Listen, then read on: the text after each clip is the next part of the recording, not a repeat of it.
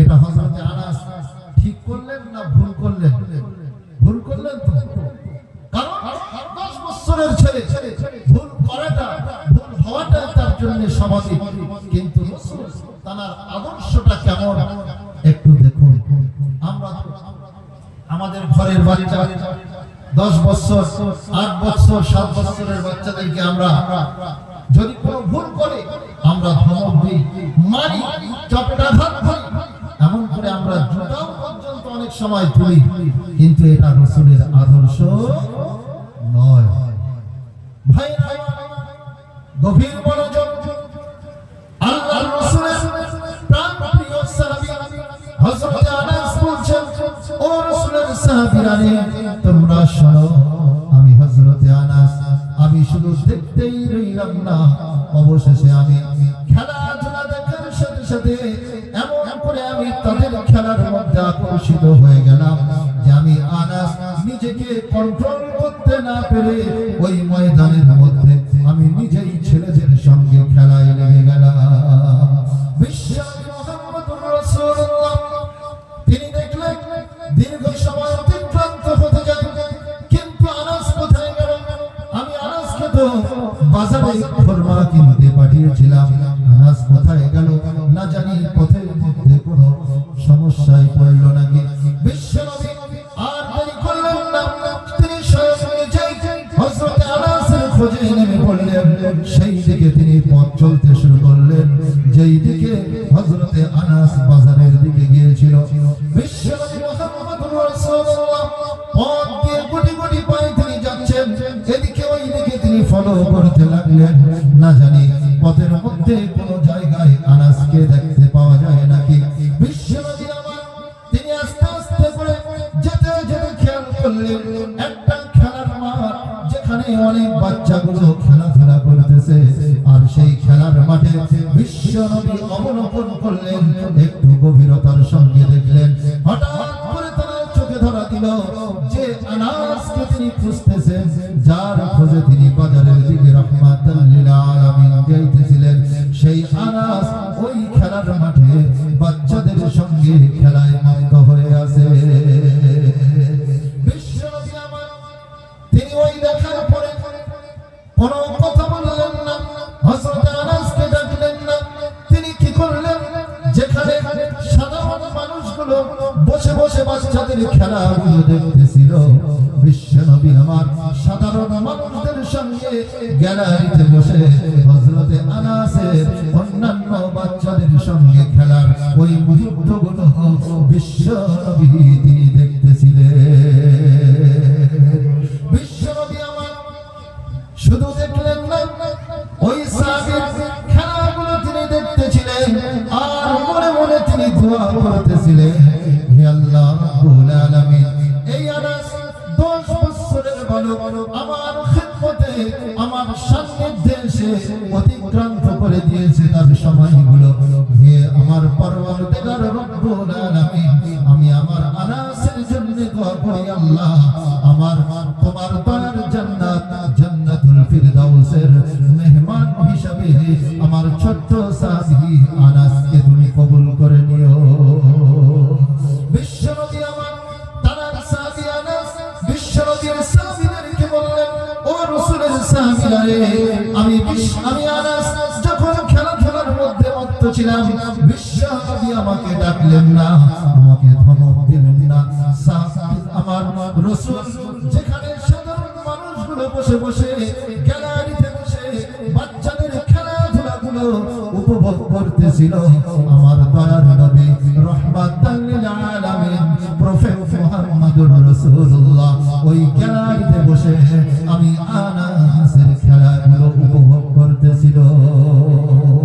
আমি আনাস আমার যখন খেলার সমাপ্তি হলো, আমি আস্তে আস্তে করে রাস্তার দিকে যখন উঠলাম, হঠাৎ করে আমার মনে পড়ে গেল যে আমাকে বিশ্বনবী মুহাম্মদুর রাসূলুল্লাহ সাল্লাল্লাহু আলাইহি ওয়াসাল্লাম আমাকে তো খেলার জন্য পাঠানো হয় নাই। আমি আনাস আমাকে তো বাজারে পাঠানো হয়েছিল কিছু খরগোশ ক্রয় করে আনার জন্য। কি হয়ে গেল? আমার মস্তিষ্ক থেকে আমার রাসূলের কথাকে আমি বার হয়ে গেল। ইমতিয়াজ দেব না জানি কাল হাসরের মাঠে আল্লাহর দরবারে আসামির কাঠগড়ায় হয়তো আমাকে দাঁড়াতে হতে পারে। আমি আনাস এই ভয়, এই চিন্তা, এই চেতনাগুলো আমার মধ্যে হচ্ছিল। এমন সময় যখন আমি রাস্তায় উঠলাম, হঠাৎ করে দেখতে পেলাম দুনিয়ার বাদশাহ রাহমাতুল লিল আলামিন শফিউল মুজনিবিন জগৎগুর মুহাম্মদুর রাসূলুল্লাহ সাল্লাল্লাহু আলাইহি ওয়াসাল্লাম আমার পিছন দিক থেকে ডাকলেন, ও আনাস, ও আনাস, আজ আমি স্বয়ং রাসূলুল্লাহ সাধারণ মানুষদের সঙ্গে গ্যালারিতে বসে তোমার সুন্দর খেলাগুলো আমি উপভোগ করেছি। তোমার জন্য আমি আল্লাহর কাছে দোয়া করেছি। ও আনাস, তুমি চিন্তা করো না, আগামী দিনে তোমার ভবিষ্যৎ আল্লাহ রাব্বুল আলামিন আরো উজ্জ্বল করবে। জোরে হবে না সুবহানাল্লাহ? নারায়ে তাকবীর, নারায়ে তাকবীর। এটা ছিল আমার রাসূলের ব্যবহার, এটা ছিল আমার রাসূলের চরিত্র। কিন্তু আমরা আজ সেই রাসূলের চরিত্র সম্পর্কে আমরা জানলাম না, আমরা কোরআন পড়লাম না, কোরআন শিখলাম না, তাহলে কি করে আমরা রাসূলের চরিত্র বুঝবো? রাসূলের চরিত্র বুঝতে গেলে তো আমাদের কোরআনের কাছে আসতে হবে। রাসূলের চরিত্র বুঝতে গেলে তো আমাদের নামাজি হতে হবে। রাসূলের চরিত্র জানতে গেলে, শিখতে গেলে আমাদেরকে বিশ্বনবীর জীবন আদর্শগুলোকে আমাদেরকে ফলো করতে হবে। কিন্তু আমরা এমনই মানুষ বর্তমান যে আমাদের চরিত্র ফুলের মতো পবিত্র, নামাজ পড়ি না এক ওয়াক্ত, গাঁজা খাই পাঁচ ওয়াক্ত। কথা বুঝছেন না? যে আমাদের চরিত্র ফুলের মতো পবিত্র, নামাজ পড়ি না এক ওয়াক্ত, গাঁজা খাই পাঁচ ওয়াক্ত। এই কোয়ালিটির মানুষ আজ আমরা। মৌখিকভাবে আমরা বলি কোরআন মানি, আমরা রাসূলের প্রেমে বিভোর হয়ে আমি সালামু আলাইকা পড়ি যখন গায়ের মধ্যে লাউয়াল মাস আসে। কিন্তু কোরআনকে শুদ্ধভাবে পড়তে হয়, এতটুকু জ্ঞান আমাদের মধ্যে হয় না, এতটুকু জ্ঞান আমাদের মধ্যে হয় না। আল্লাহর পবিত্র নাম কিভাবে নিতে হবে এতটুকু বোধগম্য আমাদের হয় না। দেখেন না মসজিদে আযান, হাইয়া আলাস সালাম, আশহাদু আল্লা ইলাহা ইল্লাল্লাহ, আল্লাহু আকবার, আল্লাহু আকবার। মানে একবার ওয়া ছাড়া ওয়া পায়া যারা কিছুই বলতে পারে না তাদের দিয়ে আমরা মসজিদে আযান দেব। মানে এক্সপায়ার ডেট হয়ে গেছে, ওর মুখে আর উচ্চারণ হবে না, ওর কোনো কাজ নেই। সেই শ্রেণীর মানুষ তাদেরকে ডেকে, তুই মসজিদে আযানটা দে, তুই তো তোর কোনো কাজ নেই, তুই তো অবসরপ্রাপ্ত, তুই আযানটা দে। এই করি আমরা। তার মানে টাকা দিয়ে যে মসজিদে মুয়াজ্জিন রাখবো, সুন্দরভাবে আযান হবে, যে আযান শুনলে মানুষের অন্তরের অন্তরগুলোকে প্রবেশ করবে, সেই আযান আমাদের হয় না। আল্লাহ রাব্বুল আলামিন আমাদের সবাইকে বেশি বেশি করে কোরআনুল কারীমের আমল করার তৌফিক যেন দান করেন। সকলে বলুন আমিন, আল্লাহুম্মা আমিন। একটু দরুদ শরীফ, আল্লাহুম্মা সাল্লি আলা। এখন আপনাদের সম্মুখে যিনি বক্তব্য রাখতে আসছেন জনাব হাফেজ মাওলানা আব্দুল আজিজ সাহেব, তার মুখে আপনারা ধীরস্থিরভাবে কোরআনুল কারীমের কথাগুলো শ্রবণ করবেন ইনশাআল্লাহ।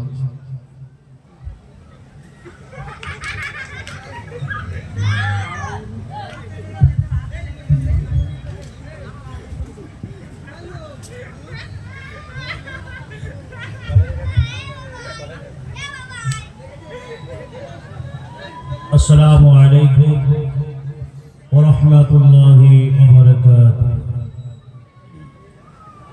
আমার ভাই বাবাজিরা, পিছনে যে মার্কেট হয়েছে দোকান, বিরাট দোকান, প্রচুর পরিমাণে। আল্লাহ জানে এরা কি চাইছে। জলসা শোনার জন্য কেউ আসেনি, বাড়ি থেকে পেনশন করে এসে মার্কেটিং করছে, চলে যাচ্ছে। আল্লাহু আকবার। আরে ভাই, কবরস্থানে গিয়ে দেখে নতুন কবর কতটা হয়েছে, নতুন কবর কতগুলো হয়েছে। কারণ মানুষের মৃত্যুর কোনো গ্যারান্টি নাই, যে কোনো মুহূর্তে যে কোনো মানুষ চলে যাচ্ছে। যেতেও পারে। আল্লাহ বলতেছে কুল্লু নাফসিন যায়িকাতুল মাউত, প্রত্যেকটা প্রাণীর মৃত্যুর স্বাদ গ্রহণ করতে হবে। তাহলে পিছনে যে মেলা বলছে বা দোকানপাট বলছে, আমি সকলকে বলছি আপনারা দোকানপাট গুটিয়ে নেন, আপনারা দোকানপাট গুটিয়ে নেন। 9টা পার হয়ে গেছে। কমিটি কর্তৃপক্ষ যে কথা আপনাদের সঙ্গে ছিল সেই অনুযায়ী 9টা পার হয়ে গেছে। আপনারা দোকানপাট গুটিয়ে নেন, দেরি করবেন না, তাড়াতাড়ি দোকান গুটিয়ে নেন। আমার ভাই বাবাজিরা যে রাস্তাঘাটে ঘোরাফেরা করছেন, পাক মাহফিলে চলে আসুন। এই মূল্যবান সময়টা দোকানপাটে বা রাস্তাঘাটে ব্যয় করবেন না। যারা বাড়িতে বসে আছে তারাও পাক মাহফিলে চলে আসুন, দেরি করবেন না। আমাদের পরে মাওলানা নাজমে আলম সাহেব অপেক্ষা করছেন, উনি আসবেন, আমরা তার ওয়াজটা বেশি শুনব। তো সেজন্য আমি সকলকে আহ্বান করছি, ভাই যারা মাইকের আওয়াজ শুনতে পাচ্ছেন দেরি করবেন না, তাড়াতাড়ি করে মাহফিলে চলে আসুন। أعوذ بالله من الشيطان الرجيم.